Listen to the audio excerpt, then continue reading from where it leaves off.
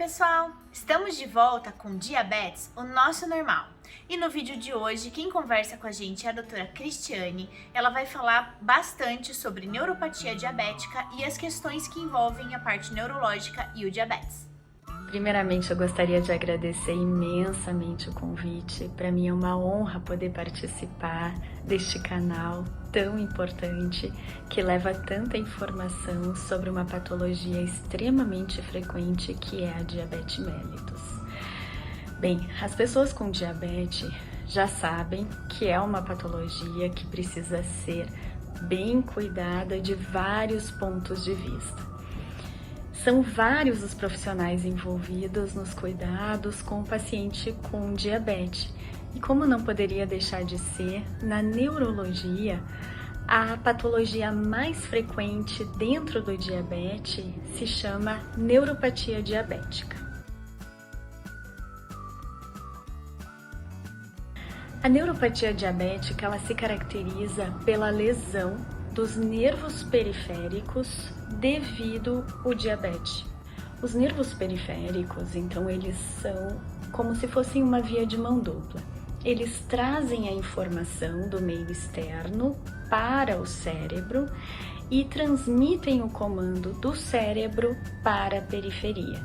Então, por exemplo, todas as nossas sensações de temperatura, pressão, dor dos membros inferiores, dos membros superiores, são levados pelos nervos periféricos, passam pela medula, chegam no cérebro. No cérebro, essas informações são processadas e vão de volta através dos nervos periféricos para os músculos para que seja tomada uma ação. Então, por isso que eles são vistos como uma via de mão dupla, ao mesmo tempo que eles trazem informação do meio externo para o cérebro, eles também levam a informação, levam o comando. Quando a gente tem a diabetes, o estado de hiperglicemia altera o metabolismo de uma parte do nervo que nós chamamos de axônio. O nervo periférico, então, ele é composto de um corpo celular, que está localizado na medula, e um prolongamento muito extenso que nós chamamos de axônio e que atinge, por exemplo, a pontinha do pé. Toda essa informação precisa passar por essa estrutura longa e extremamente sensível. Nós sabemos que dentro do nervo existem artérias que levam o suprimento sanguíneo para esse nervinho. É algo extremamente microscópico. Só que se nós levarmos em consideração que na pessoa com diabetes a tendência de hiperglicemia vai fazer com que, e nós sabemos que essa hiperglicemia deixa o sangue mais viscoso, com uma dificuldade de circulação maior. Então, toda a circulação desse nervinho fica alterada e ali todos os mecanismos de transporte, de metabolismo, também ficam alterados. Então esse nervo, ele começa, é como se ele ficasse doente, tá? Por alterações tanto da microcirculação quanto por alterações do metabolismo, ou seja, do seu próprio funcionamento. Com isso a gente vai ter as alterações em todas as funções. Por isso que quando a gente fala em neuropatia diabética, é tão frequente que as pessoas que tenham a neuropatia diabética sintam alterações na sensibilidade, tanto para mais quanto para menos. O que significa isso? Então, muitas vezes um estímulo gentil na pele, por exemplo, o tocar do lençol, para a pessoa com neuropatia, é uma sensação extremamente desagradável, até dolorosa. Por outro lado, a sensibilidade ela pode estar reduzida ou até mesmo abolida, né? Quando a gente, por exemplo, faz uma lesão e a pessoa não sente a dor e muitas vezes vai ver uma ferida algum tempo após, que é um dos principais mecanismos do famoso pé diabético. Além dessas alterações, então, na sensibilidade, a pessoa pode sentir também formigamentos, coceira e dor espontânea. Esses sintomas, eles são piores à noite e eles estão relacionados com uma qualidade de vida extremamente ruim. Nós podemos também ter alterações da força. Então, a pessoa vai sentir uma fraqueza, cãibras e até uma dificuldade de equilíbrio. É importante destacar também que a diabetes pode acometer os nervos que fazem parte do sistema nervoso autonômico. O sistema nervoso autonômico é uma parte do sistema nervoso que está relacionado com as nossas funções inconscientes, como por exemplo o batimento cardíaco, a digestão. Então a gente pode ter também sintomas relacionados ao acometimento desse sistema. Por exemplo, a pessoa pode ter alterações do batimento cardíaco, que nós chamamos de arritmias, pode ter uma intolerância menor aos exercícios, uma sensação de cansaço muito mais frequente. Do ponto de vista do sistema digestivo, uma sensação de plenitude gástrica, parece que o estômago está sempre cheio, ou pode alternar períodos de diarreia e constipação, náuseas frequentes. A gente vai ter também o acometimento do sistema geniturinário, então alterações na bexiga, como incontinência urinária, do ponto de vista sexual, como diminuição da lubrificação vaginal, disfunção erétil nos homens. Uma série, portanto, de alterações que muitas vezes passam desapercebidas ou que a gente não relaciona especificamente com a diabetes. Nas pessoas com diabetes também é muito frequente o que nós chamamos de síndromes compressivas. A mais famosa delas é a síndrome do túnel do carpo, em que o nervo é como se ele ficasse apertado em determinadas regiões do corpo, gerando sintomas de formigamento, dor e perda de força. Sem dúvida, o sintoma mais frequente, que mais atrapalha a vida das pessoas com diabetes e que gera uma qualidade de vida muito ruim, são as dores. Então essa dor ela piora à noite, atrapalha muitas vezes o sono. Então, além de uma alteração específica do nervo, a gente vai ter uma alteração na qualidade do sono, e nós sabemos a importância de uma noite bem dormida para que a gente tenha atividades adequadas no dia seguinte. Então, como se fosse uma bola de neve, a gente vai ter a nossa qualidade de vida extremamente afetada. Em relação à frequência, se sabe que metade das pessoas com diabetes podem ter a neuropatia diabética, então acaba sendo uma das complicações mais frequentes. E o que é interessante é que muitas delas têm a neuropatia diabética, porém não sentem sintomas. É muito importante, portanto, que a gente faça uma prevenção da polineuropatia. E, obviamente, como deve ser de conhecimento de todos, a melhor forma de prevenir a ocorrência da neuropatia diabética é a manutenção dos níveis ótimos de glicose.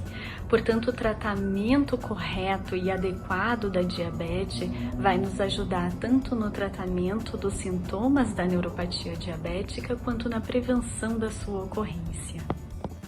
Quando as queixas do paciente são sugestivas da neuropatia diabética, alguns testes podem ser feitos. O principal, sem dúvida, é feito no consultório, geralmente do endocrinologista, que é um especialista que fica muito perto do paciente em relação a esse cuidado da diabetes. Então, o próprio endocrinologista já pode sim fazer o diagnóstico da ocorrência da neuropatia. Nos casos mais graves, ou se necessário, conforme ele achar, ele pode encaminhar para uma avaliação neurológica.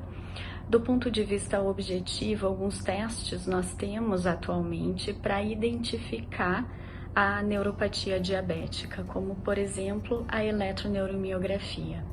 A eletroneuromiografia é aquele exame dos choquinhos, como nós chamamos, é um exame que tem a capacidade de medir o funcionamento dos nervos e dos músculos. Então ele nos dá informações importantes sobre o grau da neuropatia. Existem casos em que a eletroneuromiografia é normal e a pessoa tem a neuropatia. Isso acontece porque existe uma limitação da eletroneuromiografia em que ela não consegue medir as fibras finas, como a gente chama, que são as primeiras a serem acometidas no diabetes.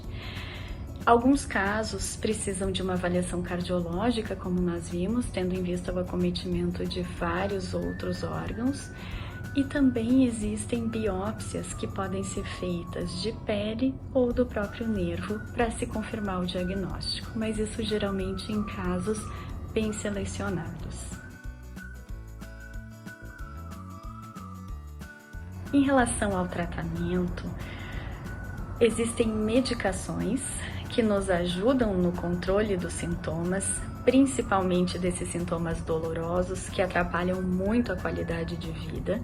Então existem, como a gente viu que o nervo está alterado, existem medicações da classe, por exemplo, dos antidepressivos, dos anticonvulsivantes, que têm a capacidade de alterar a neuroquímica, modificando o funcionamento desse nervinho para que ele pare de mandar esses estímulos dolorosos para o cérebro, então aliviando dessa forma os sintomas. Então a gente não precisa ficar preocupado ou achando que o médico errou, quando na verdade foi prescrito uma medicação e a gente vai, o paciente vai ler a bula e ver que ali está escrito que essa medicação é para depressão ou é para convulsão. Está correto mesmo, porque a base é o tratamento do nervinho e a gente precisa dessa forma, muitas vezes, modificar a neuroquímica do nervo. Então a gente lança a mão dessas medicações, dessas classes de medicações. Outra coisa que a gente tem que ficar sempre bem atento é que a diabetes pode alterar o metabolismo de muitas vitaminas, vitaminas que são essenciais, por sua vez, para o funcionamento do nervo, como aquelas do complexo B. Então, muitas vezes a gente fazendo uma reposição de vitaminas, a gente também consegue fazer o tratamento dos sintomas da neuropatia diabética. Mas, sem dúvida, quando a gente fala de tratamento, a medicação vai ser sempre a última escolha. O que a gente quer é ter uma vida saudável e a possibilidade da gente praticar, por exemplo, uma atividade física regular, massagens, também contribuem para o alívio desses sintomas. Tendo em vista, então, que a neuropatia diabética ela é muito frequente nas pessoas com diabetes e muitas vezes, por serem alterações sutis, como por exemplo da sensibilidade, a pessoa ainda não se deu conta de que tem essas alterações. Uma recomendação ou uma dica muito importante é sempre olhar as extremidades, principalmente das mãos e dos pés. Quando a gente, após o banho, fazer uma hidratação adequada dessas regiões e realmente olhar se existe algum ferimento, se existe alguma laceração, muitas vezes alguma alteração na unha.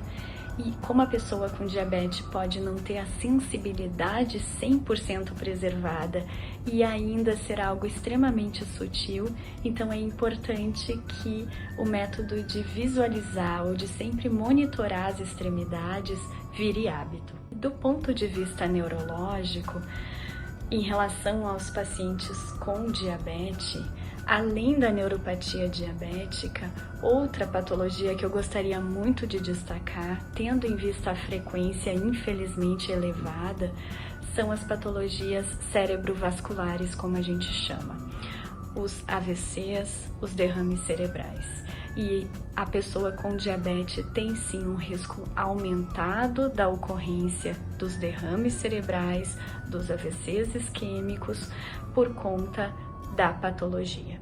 Então, é muito importante que o controle da glicemia seja feito de forma adequada e muitas vezes outras medicações para controle dos fatores de risco vasculares, como a gente chama, são necessárias, como por exemplo, se a pessoa tem triglicerídeos elevados, colesterol elevado, ácido úrico, hipertensão arterial.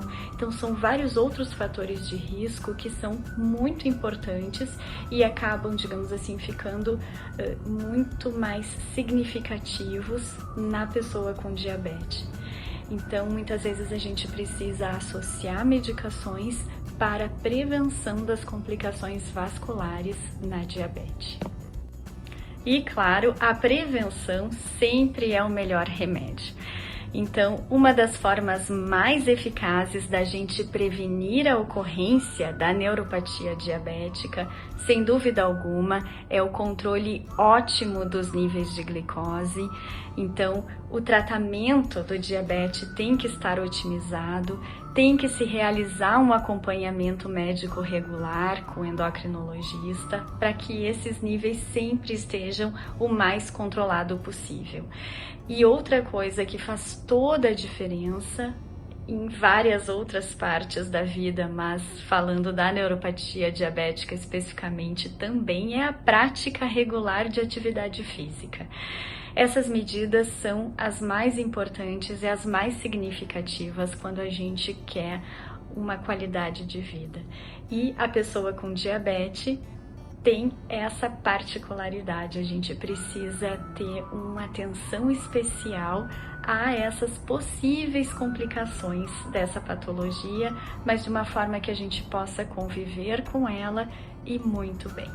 E nós sabemos que a diabetes é uma doença crônica, mas que nós temos plena capacidade de tratá-la, de controlá-la, para que a gente tenha a melhor qualidade de vida possível, que todos nós merecemos.